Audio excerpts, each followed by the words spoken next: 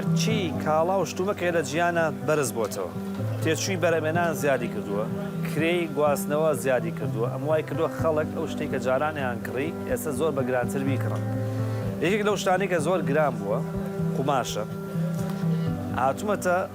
یەکێک لە دێرینترین و گەورەترین بازاڕەکانی قوماش لە سلێمانی وەکو بۆرسەی قوماش وایە بازاری زێوەر وە کەسێک کە زۆر زۆر گونجاوە گفتوگوی لەگەڵاکەم کاکشێخ مستەفا کاکشێخم کاتەوە باش هەموو کاتێ باش زۆر بەڕێزی تۆ هەمیشە زانایی زۆر باشە پێداوین بازرگان و وەبەرهێنێکی زۆر باشی لە بواری قوماشە نامەوێت ئەمڕۆ شتێک هەبێت لەسەر قوماش زانیاری هەبێت و ئێمە نەیزانین ئەو کەسەی کە زانیاریمان پێدەی باشە سەرچەو هەردووکمان بەخێر بین بۆم بازاڕە حەزەکەم باسی ئەو بکەین کە ئەمە بازاری زێوەرە ئەمە بازاری زێوەری کۆنە واتە کە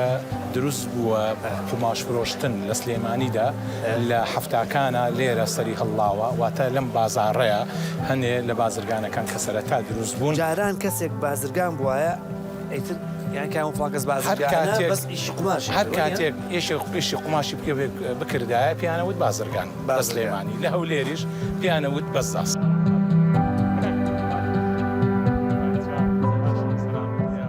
کاک ڕەفیقێکێکە لەوانەش ئەمیش کۆن کە هەر لێرە قوماشی هەبوو و مامی دای نابوو خۆ ئەفریقا بەس لەگەڵ مامی بوو ئێستاکە ئەم بۆ خۆی احتیمای پێدا. چەند جۆر قوماشتان هەیە چەند وڵاتی تایە؟ حەزەکەم گلەی بکەم لە قوماش نەک ئۆسویتە. بەخوا ئادەی ئێستا جاران کاسبی قوماشی پیاوان ئەو پیاوە زانی و باوک ئەو یەکێک بوو لە تاژیرەکانی سلێمانی ئێمە عینیشن ئێستا لەگەڵ حورمەت مامۆیەوە هیچ شتێک وەکو کاسبی قوماش سووک نەبوو. بۆ کاسبی قوماش جاران بە حیا و بە حورمەتەوە بیسە لەسەر پیکاپ ئەیبەن لە بەردەمی مزگەوتەکانە هەڕاجێک کۆنیش خەڵکی خۆی نەیە بە شانیا و لە گەڕەکەەوە لە درامەکانە هەیە وەکو حرمەتم ئەگەڕا دێهات بە دێهات ئێشتی ناوازە و دانسقی ئەفرۆشت باشە نەک بچێت لە بەردەمی مزگەوت و لە لای ئەمە فەریکەنۆکە فرۆشێ ئەمە شووتێ فرۆشێ مەش پیکابی قوماش وەساوە شتی وابێت لە عالەمە جاران کاسبی قوماش یەکێک بوو لە زەڕەنگەر مهمتر بوو بەڵام ئێستا وای لێن وانەما وەکو جاران بڕواکەی ئێستا کاکشە خۆی زانێ و لە بازاڕان کەس بە قەدرەمان دوکان و قوماشی پیاوانیان نەبوو باشە ئەو کاسپی جاران و هی نەماوە ئەوە سەسی لەسەر ئێوە کردووە نیە هەزار قات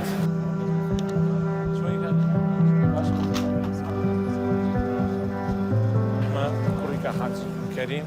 ئەمە کاک ئەحمەد فەرموو کاک ئەحمەد بەڵێ کاک ئەحمەد کوڕی کاک حاجی کاک ئەحمەد جان چۆنی باشی ئەحواڵە باشە سەلامەت بێت بەڕێزی بازاری قوماش چۆنە؟ وەڵاهی وەکو جاران نییە کاک شێخ یعنی بڵێم هەر نییە هەیە بەڵام هەر ئەوەیە مەسرەفەکە دەرێنێ و دەری نایێنێ هەرەوە نە جاران ئەوەی دەوڵەمەند بوو ئەو بکە بازرگانی قوماش بەڵێ بەڵێ بەڵێ ئێستا وای داهاتوو مەسرەفەکە دەربێنە دەرینێ ئەرە بەخوا ئەرە وەڵا بۆچی؟ وەڵاهی نییە بازارەکە نییە خەڵکەکە وەکو جاران ئیمکانێتی نییە و معاشەکە مەزبوط نییە و پەیوەندی بە هینیشەوە نییە هەموو جلوبەرژی ئامادەکراوە لە کراس و لە تەبعانەویش تاسیری هەیە بەڵێ وەکو ئیشەکەی ئێمە بەڵێ هەموو کەسێ هیچی نەبێت دووسێ قاتەیە دووسێ قاتەکەش بەشی دووسێ ساڵەیە کات یانی وەکو خواردن نییە یان وەکو کەمالیات نییە یان وەک شتی ژنان نییە ئێستا ژنان کە جارێ لەبەریان کرد لەبەری ناکەنەوە وەڵامە لەبەر ئێمەیان بینیویانە لەبەرین بەڵام پیاوان وانین جوێنانێ ئەم قوماشانەی تۆ لە دوکانەکە تایی کوێ؟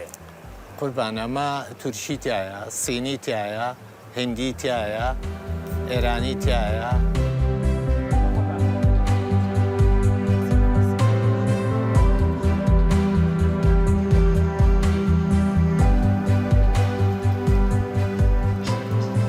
ساڵانە بە بەهای چەند قوماش هاوردی کوردستانەکە؟ تقریبا نزیکەی 500 میلیۆن دلار قوماش بە گشتی لە ئافرەتان و پیاوان دێت ئارێمی کوردستانەوە ساڵانە بای 500 میلیۆن دلار قوماش هاورداکرێت بەڵێ چەندی ژنان و چەندی پیاوان؟ تقریبا لە سا 75 ئافرەتانە چونکە ئافرەتان زۆرتر سەرفی زیاترە و زۆرترین مەسەڵەن دوکان و بازاڕی تایە لە ئافرەتانە پیاوان تا ڕادەیەک لە سا 25 یەکەوێتە ئەوە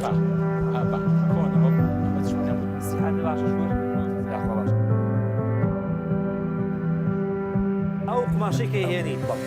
هەمووی بۆ بازارەکانی کوردستانیان هەناردەی بازارەکانی ناوەڕاست و باشووری عێراقی جاری وایە لە نەجەفەوە دێ جاری لە بەغاوە دێن لە مۆسڵەوە دێ لە کەرکک نابۆم هەموو هەر قماشێکی بەسیت زیاتر لە 25 سات چۆتە سەر بەپێی کوالیتیەکان هەیە دۆلاری چۆتە سەر هەیە 20 هەیە 50 بەپێی بۆ مەترێکانی بۆ 1 مەتر هەونی چۆتە سەر بۆ 1 مەتر بۆ نقلەکە زیایی کردووە مەسەن زەریبە زیایی کردووە کاشێ خس ئەمە چی ئەم هەموو کەتەلۆکە ئەمە ئەمە نەوئێتە ئەمە مەسەن ئێمە جاران کە ئیشمارەکە تقریبان دانەوە قماشە بوو هەر خۆی دانەوەش بوو ڕەساسی کاڵ و تۆخ و سوور و قاوەی و ڕەساسی و ئێستا چەند هەیە ماشەڵڵا مەکتەبێ ئەنواع کوالیتی هەیە ئەنواع کوالیتی هەیە مەسەن لە دۆلارەوە هەیە لە $2 $3 تا $12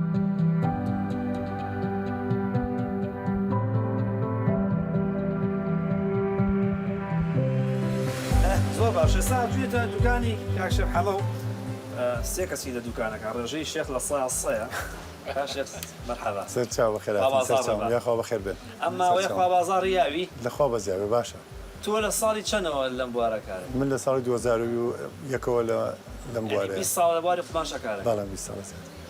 ئەمما ئەوەی بازار چۆنە تەڵە یعنی خەڵک بازار لای ئێمە بەپێی کاتەکانی ئەگۆڕێ بەسەرم بۆ نەورۆزەکان بۆ بەرەجەژنان زیاترە باش کاشە گرانی قماش ئەسیرەکە لەسەر بازاری شوە نییە لەسەر خواسی خەڵک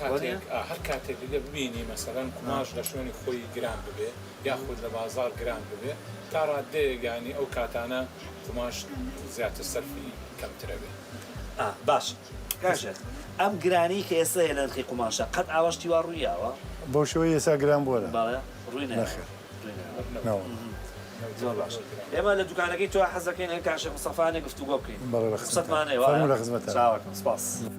لە سەدا چەنی قماش کە دێتە کوردستان یان عێراق سینیە چینیە چەندێکی هەندیە قماش پیاوان لە سا 60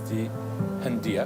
لە سا 40 سینیە بەڵام قماشی وڵاتانی تریش هەنێک بە ئەندازەی خۆی کەمێک دێت ئەمەی کوێە ئەمە قماشی سینیە ئەمەی دەستیم نیشە ئەوەی تۆ هەندیە وا دابنی ئەمە کارگەیەکە لە هندستان لە چین لە کۆریا تۆ چۆن تێستی قماشێکەکەی هەر لە کۆنەوە کاتێک کە بازرگانەکانە چوون بۆ وڵاتانە ئەم تقریبان شتێکی پێبوو بۆ فەحسکردن کە بڵێ دەزۆکەی چەنە سەیرانە کرد لە کارخانەکە کلاسیکی چۆن هەندێک سێ بەزەڕەبین چێشی بەڵێ ئەمەش تقریبان ئەو کۆی کلاسیکیە لە کۆنا بەو شێوە وەڵام ئێستا وڵاتەکان مختبەریان هەیە چی پێکەین ئەمە بۆ دەرناخات چەنی خوری و چەنی پۆلستەرە بەڵام بۆ دەرەخات دەزۆکەی وردە یاخود درشتە یاخود چنینەکەی ڕادێ چلو هەیە و 38 هەیە 35 هەیە 30 هەیە بە پێی ئەو ئەندازەی واتە چلو چنینەکەی ورتر و جوانتر چندراوە باش ئێستا فەحسیەوە کە بزانم ئەمە سیرکەین تقریبان ئەو کۆبژاردی 2 4 6 8 12 14 16 20 29 ئەمە 42 ئەمە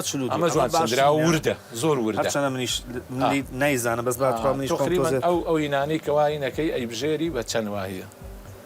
ئەمە ڕیزەکان ئەوە ڕیزەکانی ئەوە زۆر باشە ئەمەش هەروە ئەو ڕیزانی کەوا بەسەریەکەوە هین بووە ئەمەش تقریبان تا ڕادەیەک ئەمەش هەروە سیرکەین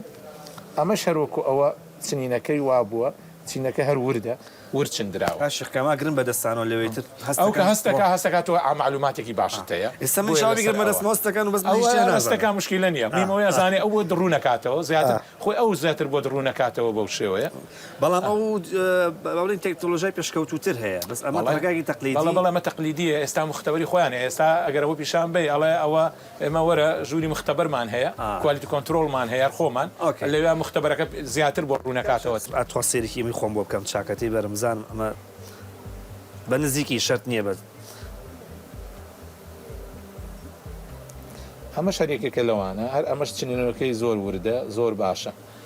ئەمەش چنینەکەی باشە وردە قماشێکی باش ئەمەش زۆر باشە ئەمە لە ڕووی چنینەوە باشە بەس لەوە چه پۆلستەر و تقریبان هینی زۆر بێ بەدەست لێدان خۆی لای ئێمە پۆلستەر ڤیسکۆز مەرغوبترە لە خوری لەبەرەوەی لە بەرکردنە جوان ئەوەستێگرین لە قماشە چۆن بەمەینەکەی ئەنێ تقریبان تا ڕادەیەک ئەستەکەی کەوا خوری نەرمترە و پۆلستەر زبرترە لە پێش کۆرۆنا گواستنەوەی کۆنتێنەرێک لە سینەوە بە $2500 هەم کۆتێنەرێکی قدام ئێستا بە $9500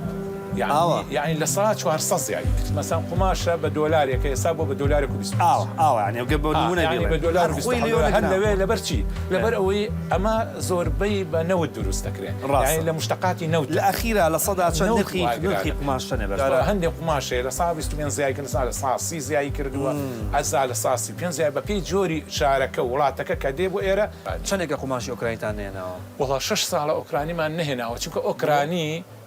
بەڕاستی بڵێ دەزوەکەی بە قووەتە بەڵام تۆزێ شاشە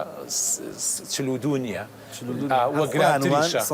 هەر خۆی ئێمە کە پیانەڵێن لەبەرەوەی کو ڕۆمانیا ئەوە دروستیە کرد ئەو کاتە ئێمە شەرک پێڵێن ئەو جۆرەوە و ڕۆمانیەکە دروستی بەڵام تام ئەیە چونکە بۆ لەبەر ئەوەی دەزوەکەی بە قووەتە و خوریەکەشی زۆر باشە قماشی ئێرانیە بینم لێرە ئێمە قماشی ئێرانی زۆر کەمە یعنی بەڕاستی نییە لەبەر چی لەبەر دوو جۆر لەبەر دوو هۆ یەکیان گرانە چونکە ئەوان زۆر گرانە لە سەریان لەبەرەوەی ئەوان مەوادە ئەوەلەکەی خوریەکە لە وڵاتانی دەرەواکڕن ئەوان تومەنەکان زۆر دەورنە بە دۆلاری کڕن لە وڵاتان ئەوان لە سەریان گرانە فەخیر ئەوان زۆر خاوەکە لە دەرەواکڕن زۆر گرانە لە سەریان.